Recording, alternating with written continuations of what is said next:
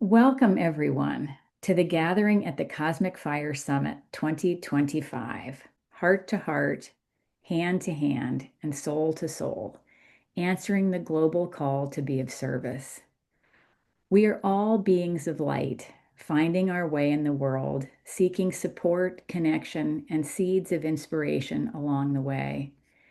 Over our 5 days together, honored healers, teachers, and thought leaders from the world of shamanism and earth based traditions will uplift, inspire, and guide us to step more fully into our true purpose and our own unique path in answering the call to sacred service. Each one of us is a carrier of wisdom and medicine and the potential for change and healing in our world. Together, in unity and service, we can illuminate the way forward for our human family and for all of our relations in the generations to come. This gathering is brought to you by Shaman's Directory, a vibrant and growing nonprofit global platform dedicated to bringing shamanic earth based services to the world's doorstep. Together, we are powerful medicine. I'm Tricia Bennett, one of your hosts at the Cosmic Fire, and I am honored to welcome Mawiyah Kai El Jamah Bomani. Mawiyah, it is wonderful to have you here. Thank you. I'm so excited to be here. Before we begin, for those of you who do not know Mawiyah, I'd like to take a moment to let you know a little bit about her.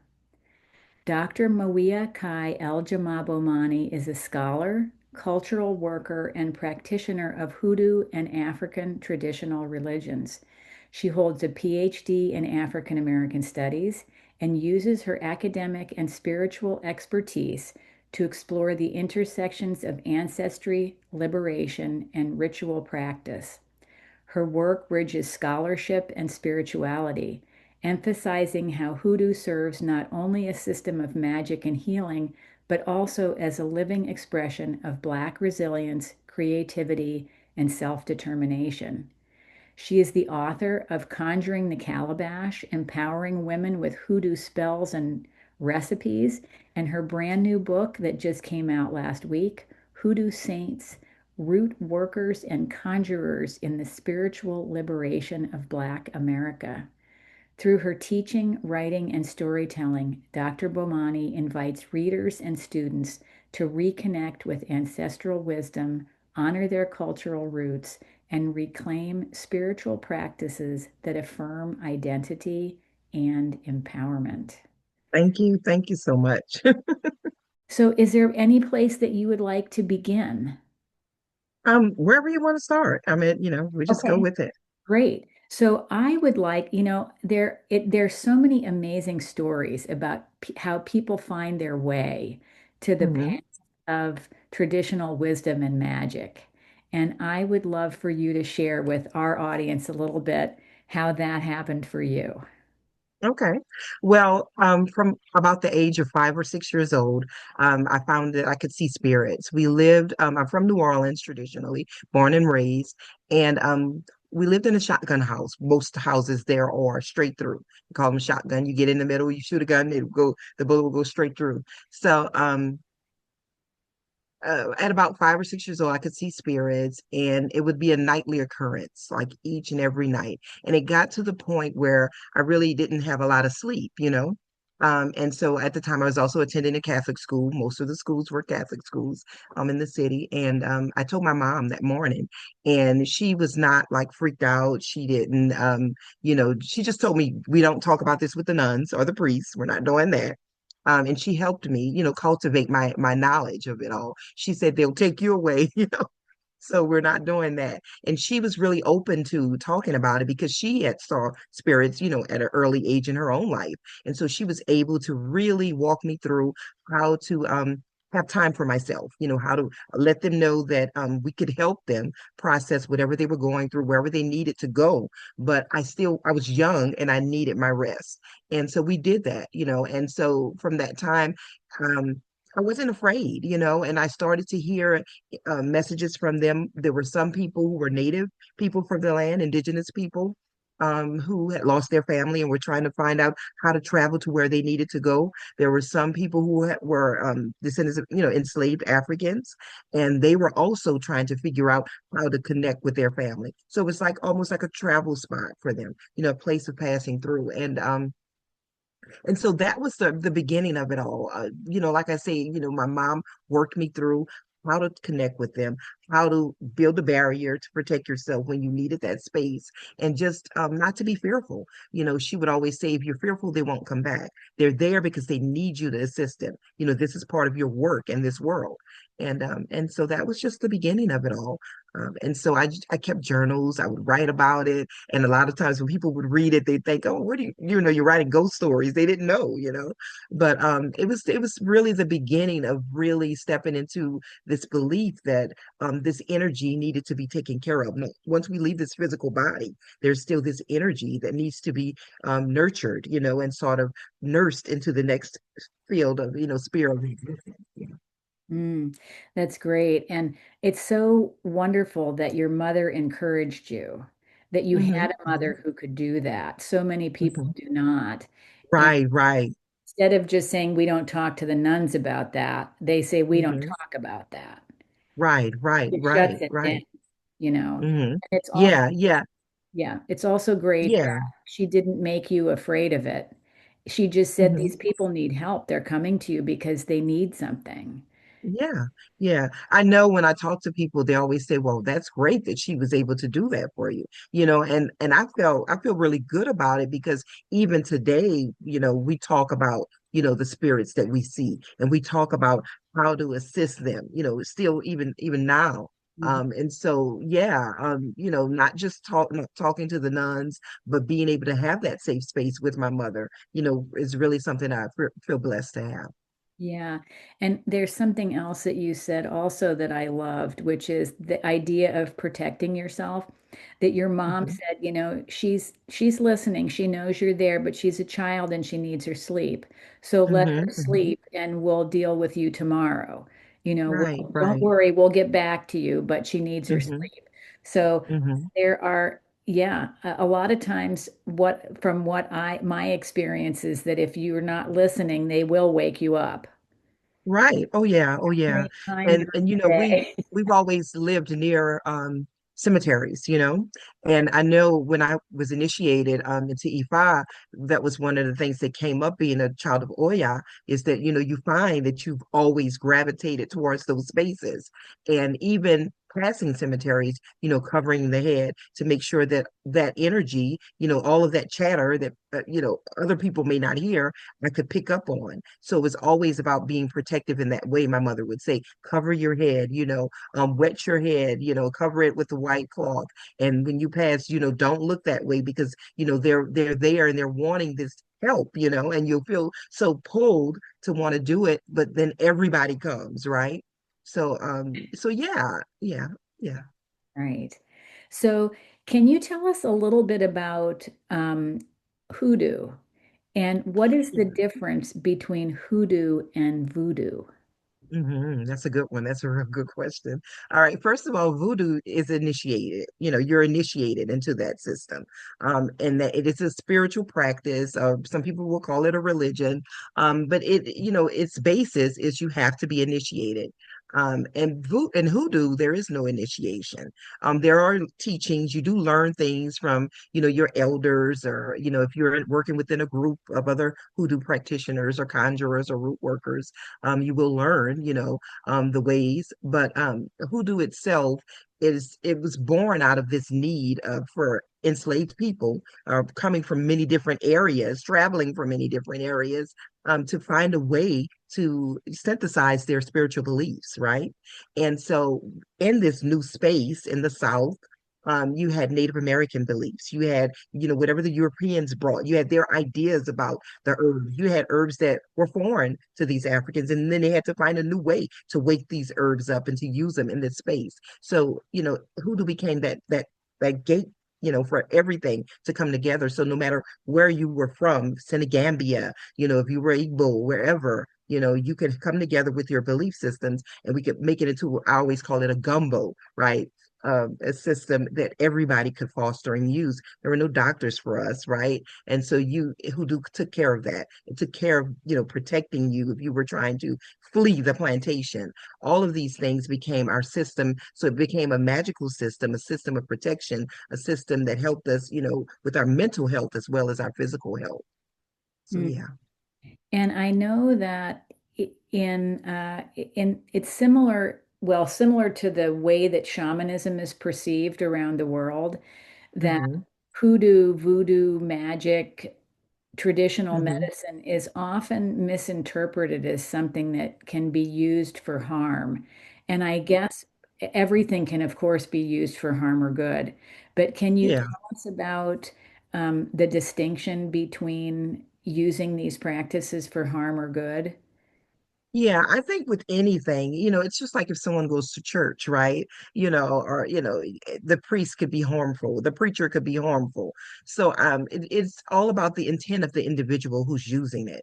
The earliest usage of hoodoo was protection. So whereas if it's protecting an enslaved person, then the person who is causing that harm to that person may see it as being something that is harmful, because this I can't I'm unable to whip this person. I'm unable to rape this person or to do whatever I'm trying to do to this person. So they would look at it as being something that is harmful because they can't have their way with those individuals. So, it's all about how the person who's using it. We've always seen it as protection because that's where it was born out of. And so if it's protecting me from somebody else, then I mean, it's going to do what it's going to do.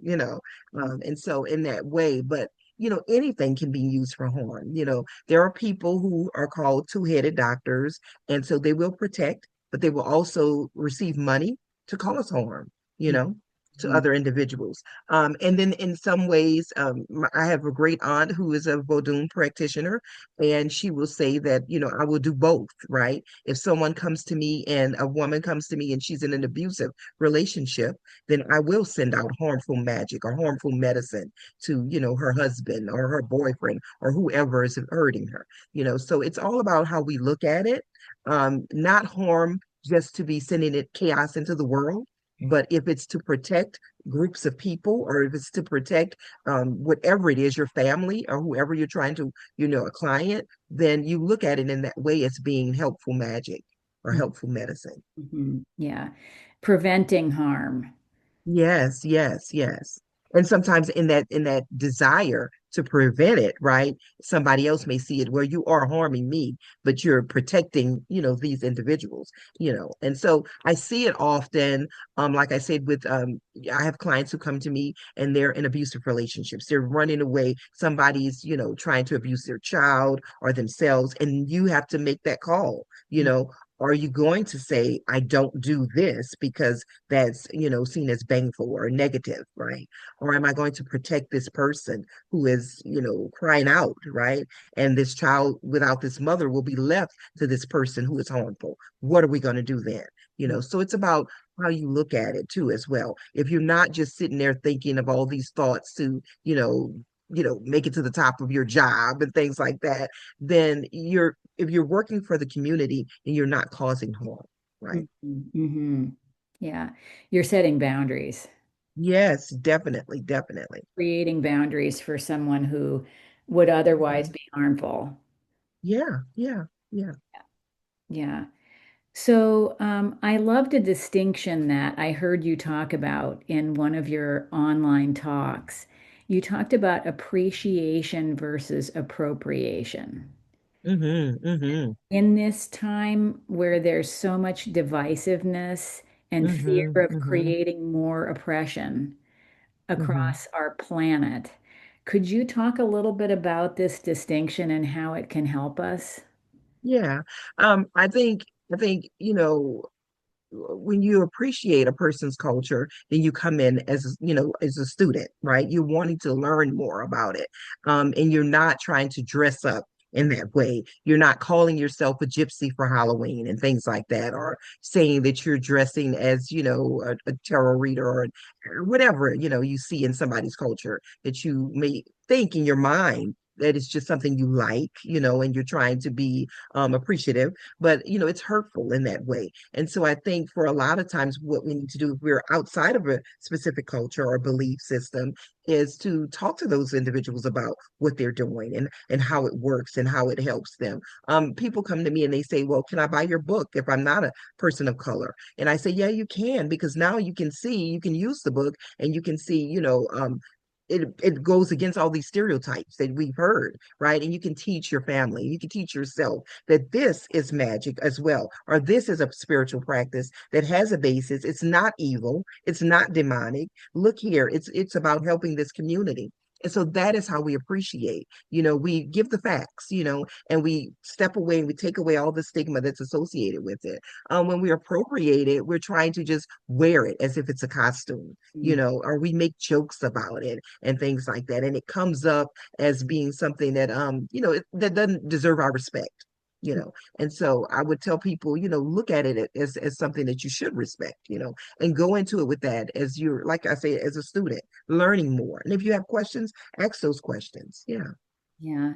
There was something that in the title of your book, it was about empowering women through spells and recipes. Yeah. Yeah. And I thought, Uh-huh. The oh, magic. Uh-huh. I want to be empowered by spells and recipes.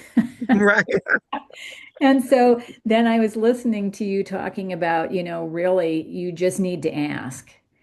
And you Yeah. need to Yeah. think about the practices or the traditions or the rituals that are intriguing to you or that call to you and see if they Mhm. fit.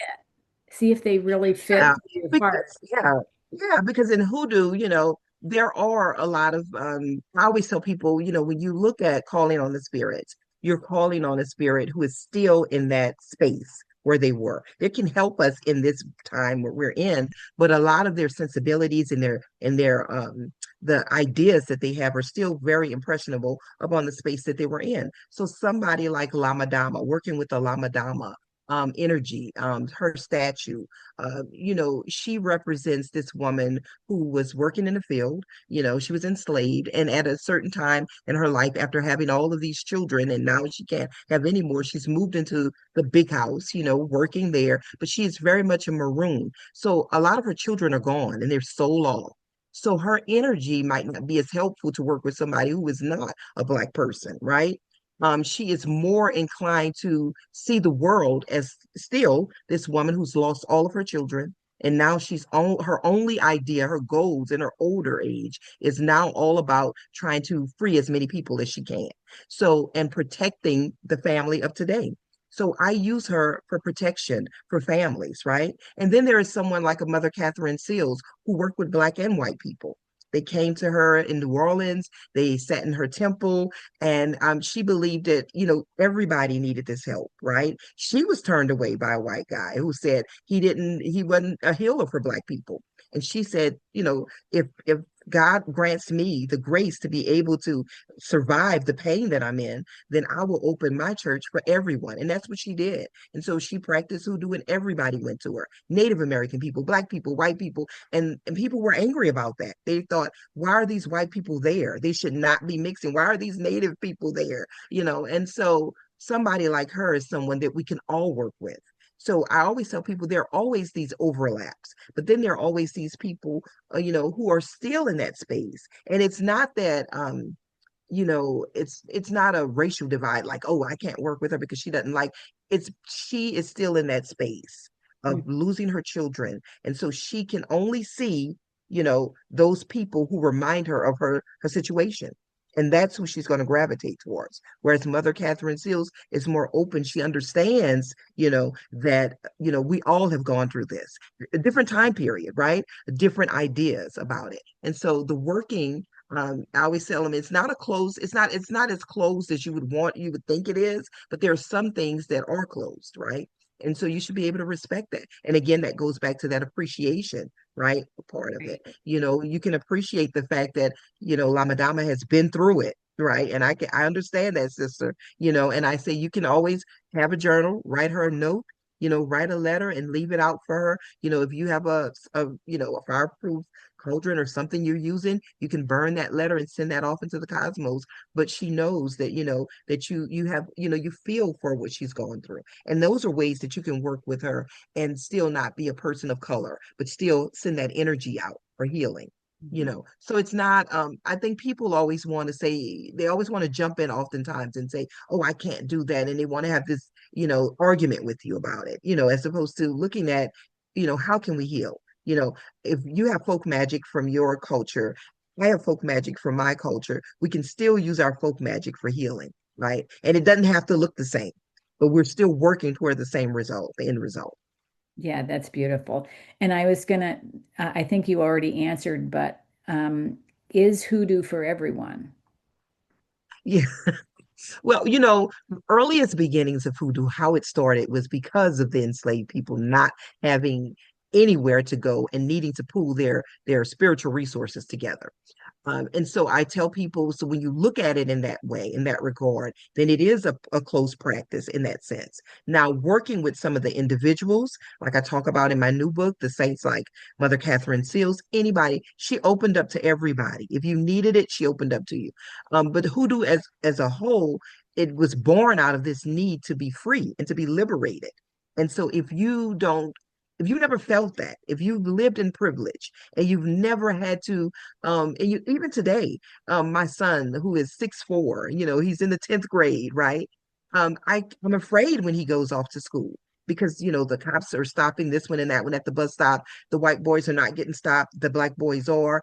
And so I'm putting bay leaf in his shoes. I'm putting, protection symbols on there, and so those are things that all people don't have to deal with. When I go to work and I say that to some of my colleagues, they're like, "What?" He was, and they're white, and I'm like, you don't, because you don't have to go through it, and so the hoodoo, the liberation of all of those things, that's where it comes from, the need to have to do that. And so when you look at it in that way, you say you understand then why it's closed in that regard, you know Yeah. so yeah, so it is closed. There are some individuals that I call hoodoo saints that anybody can work with, but the practice in general, it stems from, yeah, that need to be liberated. And so yeah, in that sense, it is very closed. Yeah. Hmm. And it's all, I think that's one of the things about, I'm not sure what the distinction is, but certain medicine is meant to stay within the community. Yeah, yeah, There's yeah. medicine that can be shared outside of the community and medicine that Right. needs to stay within the community just for Oh the yeah. people of that community. Oh And yeah. there's nothing wrong with that. Hmm. That's what makes cultures unique, and that's what keeps cultures intact Yes, thousands yes. and thousands of years is leaving Hmm. people's medicine alone. Yeah. Oh yeah. Oh yeah. Yeah. So, Yeah. in your writing, you describe rituals, spells, and the living geometry of hoodoo. So, what is it about ritual that awakens energy and connects us to spirit? I think the more we do it, when we do it, I tell people, you can't just pick up any book and say, okay, I want to do this on this page. And, you wait and you think, okay, it didn't happen today. So this doesn't work. Let me just toss the book. You have to be committed to it, to the practice, right? And so for me, what that looks like is, getting up in the morning, even when I'm in the shower or taking a bath, I'm thinking about, I'm meditating on healing, right? The healing for myself, the healing for my family, and the healing for the community, right? As a whole, you hear a lot of things throughout the day, you scroll through a lot of things. And so constantly making that a part of your day, as much, garbage as we can hear in the news, we can also send out healing vibes. So if I read something and it doesn't sit right with my spirit, I'm closing my eyes and I'm thinking about how I want that to be a different way, have a different outcome, right? And I may even call one of my friends and say, "Girl, look," or we gotta think differently about this, what I just saw. The more people, the merrier, right? And so even fixing breakfast, drinking coffee, I'm stirring my coffee, I'm still thinking about those healing, So everything, it has to become a part of your everyday life. And I tell people that because oftentimes we're in this idea of everything needs to be quick. If it didn't happen, I just read it and I did everything that it said and nothing's happened. It doesn't work that way. We have to be committed to it. And so for me, ritual is important. And so you have, and it doesn't have to be, long and drawn out, pull out the robe and all the candles you have in the house. It doesn't have to be that, but just as long as you're aware, of what it is that you need and you desire, and you make that statement over breakfast, to yourself. It could be holding that image in your mind. And not just the ceremony of it all and the Gregorian chants. You don't need all those things, but you can still be very active and invoking change in your life. So yeah, that's why it's important. Just practice and being Yes, conscious of yes. it. And I also love what you said about, seeing something on the news and deciding to shift that energy by sending something Hmm. different out into the Hmm. world. That's such a Hmm. beautiful and simple practice. Yeah, yeah, You can yeah. do every day, all day long these days. Yes. Oh yeah. Oh yeah. And and also, just setting aside time to say, for an hour, maybe I'm not going to invest in that. I'm not going to, read Twitter or whatever X. I'm not going to do any of that for this amount of time. I'm going to give, this energy, this time for whatever, if it's 5 minutes, I'm going to give 5 minutes to thinking of healing things for the world. I'm going to see and reimagine the world a different way. And then that sends out a lot of that energy for you. And so it helps you with the rest of the day. For me, it really does because, I'm at the computer oftentimes and you can't help but have all these pop-ups. This has happened. And, the president has said this and we're doing this. And you're thinking, you get fearful sometimes, you're afraid for not just yourself, but other people in the community, right? And I always tell people, even if you say, because I hear from a lot of individuals, well, I'm not that person, so I don't have to worry. It trickles down, your day's coming, so you can't say that. So you have to really feel passionate about everybody's plight, and so sending out, making it a regular occurrence of sending out those healing vibes will let you know that you're really creating that change in the world. You're creating the change you really want to see. hmm I'm thinking as you're speaking, you seem like an incredibly busy person. Like you have a lot going on. Do you teach? Yes, I do. I do. Right now I'm teaching elementary school, doing that. And so special education. I love the littles, One of the things that I don't like is now they're really trying to indoctrinate a lot of Christianity into their teaching. So that has taken over all of the science. So the sciences class is really the Bible, right? Which is crazy to me. And even my high school son, he'll come home and he's like, I go there and I tell them this isn't right. This doesn't make sense because he reads all these books and and he's initiated in EFI and he's like this, and I'm like, why are we? And then at the end, they will tell them, well, some people may see this as fictional stories, but this is life. And so for me, it's really hard to have children, want to ask questions and you want to say certain things, but that there are certain things that you can't say because of the parents and the bureaucracy and everything like that. But for me, being there, showing up, I'm the only African American teacher there. I've been the only one there for 16 years. And I think for a lot of kids, they were not used to that at first. And now I stay there because they need to see that. They Mm, need to have that, and so they're like, wow, we love you, it's great, but it still is a lot of battles that you have to go through with administration, with everybody else, because they don't want you there. But I'm determined that I'm going to end my career there, because I have to be there. It's part of what I see as healing. The younger people, I may not be able to affect a lot of their parents or grandparents, but for the younger kids, they're seeing a different world. They're seeing how they can interact with people and what's wrong with that. And I don't, and some of them have even said that.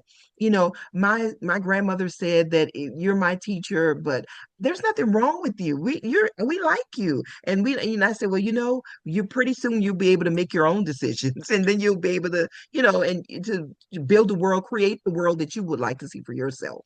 But, just being there in itself is a revolutionary act, mm, And so for me, that is very liberating. So yeah. Yeah, you're giving the children an opportunity that maybe their grandparents didn't have. Right, right, right, right. That's beautiful. Yeah. Uh, well, in this time on the planet, um, do you have any suggestions for people about how to take care of ourselves during these really difficult times? Any Yeah, yeah. practice or guiding principle that you would advise people to embrace at this time? Mhm. One that I practice probably twice a week. And it's very simple and it's called scream water. It's a hoodoo practice that I've done for a long time. My grandfather taught it to me when I was very young. And so we you take a bowl of water and you set it, on a table or in front of you. You think about all of those things that you're maybe dealing with, whatever it is. And recently, my daughter, who just got married, they were trying to figure out if they were going to deport her husband. He's an African guy, but he's been here, he's gone to school here, he's gone to college here, but of course we know where we are. And so we did the ritual together. We worked on it, and you take it and you scream into this water. You think about all of these things, right? You can play your music if you don't want your neighbors to think you're nuts, but you can put on some rock music or something, and you scream into this water, and you just get it all out, right? You get it, you just release it, however long it takes. And then you take this bowl of water and you take it into your yard and you ask this water to heal the crisis that you just screamed into it. And then you pour that water into the earth, and you can call on all of those individuals who've gone on before you, who've ever lived in that land. I always call on the cat. And right now, we're in northern part of Louisiana, so I call on the Caddo indigenous people, right? And then I call on the Igbo and I call on the people from Cameroon who've been in this area. And I ask them to help to heal this crisis. And so we pour the water in, we wash the bowl out, we may stand there for a while and we just sing and we whatever comes to mind, and at that point you're gonna find yourself just feeling really excited and happy. So whatever song comes to mind, whatever it is, it doesn't have to be a spiritual song. Whatever comes to mind, you just release it because you know that that water is going to travel to that space and it's going to, create this healing. Right. And we know that with weathering the soil, it moves from all over the place. So we can't say that it's going to stay in one space. It's going to go into the earth and we're going to be healed. And so I do that. I try to do it twice a week. Wow. And what is the name of that practice? It's called a scream water ritual. Scream water ritual. That is Yes. fantastic. And you really need to thank that water too for taking on all that. Yes. Oh Yeah. yeah. Oh yeah. Wow. That's amazing. I love that practice. Thank you. That is Mhm. beautiful. I will remember that. And I think Yes. everybody else will too. It's a great one. Hmm. Hmm. Let's see. So we are getting toward the end of our time together. I hate to say because it's such a pleasure talking to you, but tell us about your book, The Hoodoo Saints, Root Workers, and Conjurers in the Spiritual Liberation of Black America, that just Yeah. came out last week. Tell us about that. Well, this one I love it because it's got I tell people it's got wide hips. It's a thick book. So, but it has a lot of who I call sheroes and heroes in the culture. Growing up in New Orleans, going to Catholic school, one of the first individuals who talked about saints often was a man by the name of Bishop Perry, who was our parish priest. And so he would come in. I remember one day he came into the class and he talked about Marie Laveau. And he talked about the fact that he considered her a saint, even though some people thought, oh, the voodoo stuff. No, she's not. But she performed a lot of spiritual rituals inside the cathedral there, right? After service, she would bring her workings in there and she would consecrate her goods and then she would go about her way. And the priest would let her do it. She also worked with the prison ministry, right? She also helped enslaved people find freedom and worked with Native Americans. So she did a lot of things. All we always hear about just the voodoo part. So I talk about that in the book, and I talk about how to work with her, and how to, create an altar space for her.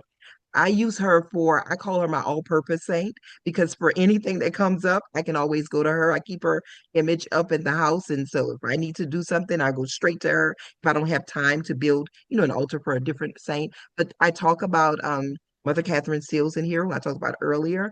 I talk about Lama Dama for protection. So the book itself is about right now, today, how we can still use hoodoo in our lives, for our families, for our children, but most importantly, for our community, and how we can bridge that gap with other individuals and their practices, and we can create this whole band of healing to go around the world. So yeah, That is so, I am so excited to get my copy. I can't wait. thank you, thank you.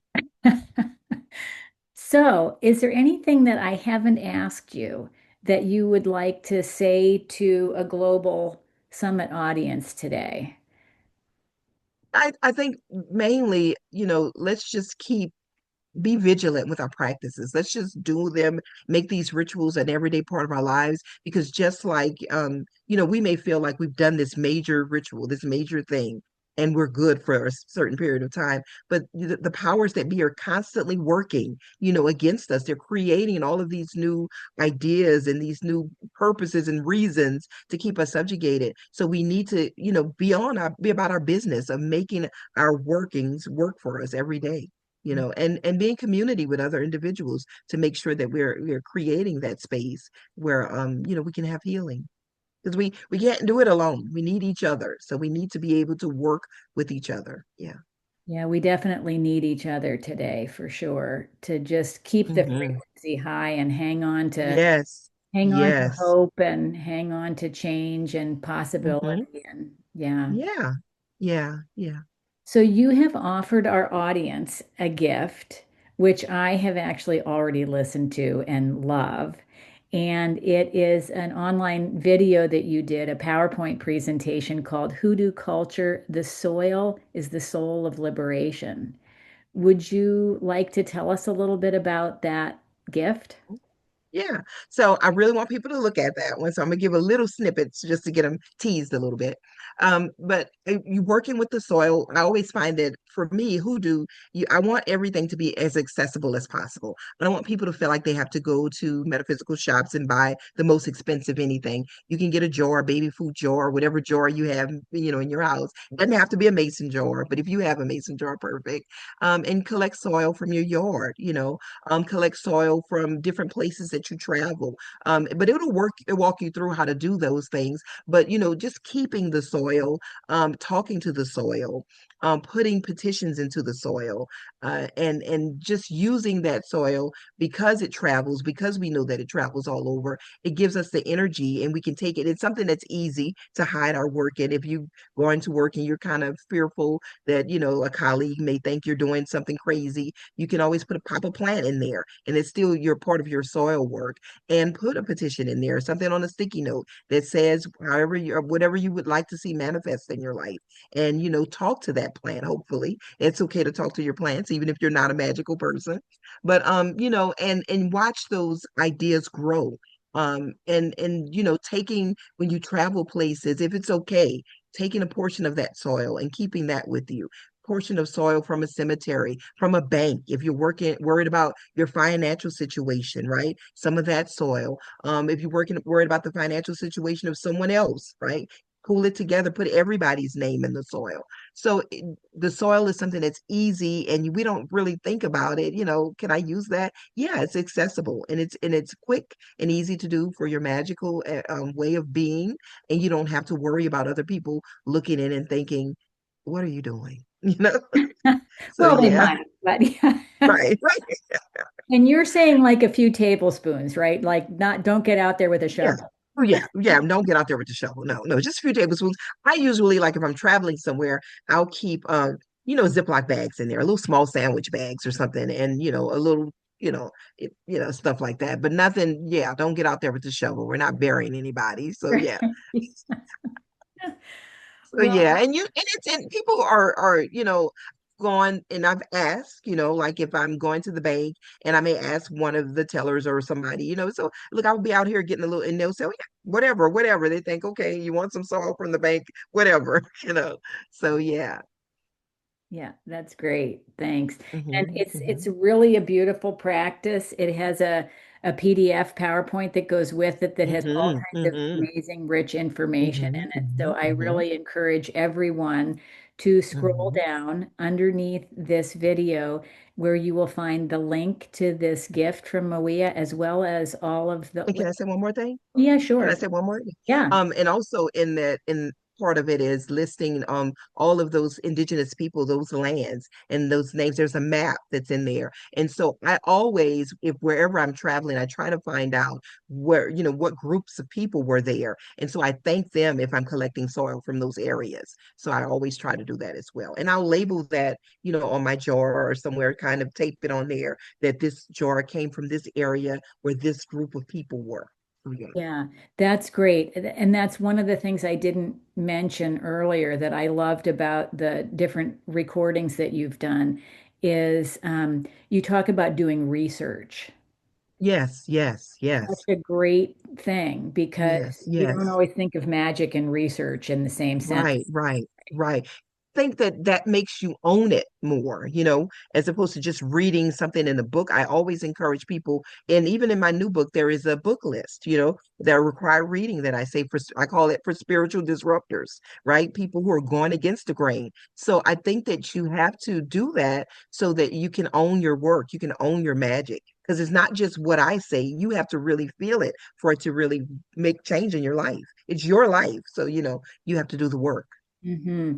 And I also loved what you said about you used gumbo as a an analogy, but it's like wherever you are, many spirits have crossed that land. Yes, Many different yes, people have lived there. And so yes. if you're going to meditate or sit with the soil, to know who has lived there is Hmm also going hmm to give you a much richer experience when you listen, Yes. right? Yeah. Oh, yeah. Oh, yeah. Because they want to be heard. Otherwise, it's almost like you're coming into my home and you're not saying good morning or good evening, or you're not saying anything. You're just traveling through, and we wouldn't want to do that, right? You wouldn't think you would do that in the real world, right? So you can't do that in the spirit world as well. So even stepping outside into you think your yard, it is their space. Like you say, many people have been there. So you want to pay reverence to those spirits. I walk out there and I greet everybody. How are we doing today? Because and that's for everyone who's there, right? Because I know that, yeah, I live in this home, but this space is not my space. I don't own this space. It is still a space that is traveled through by spirit. Yeah. Beautiful.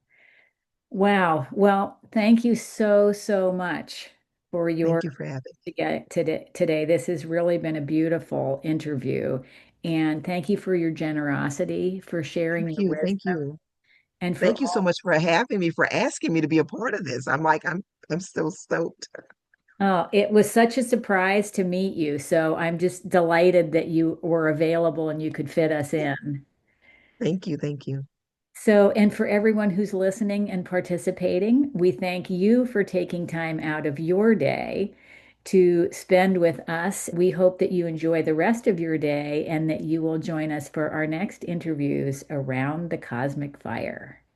Take care, everybody.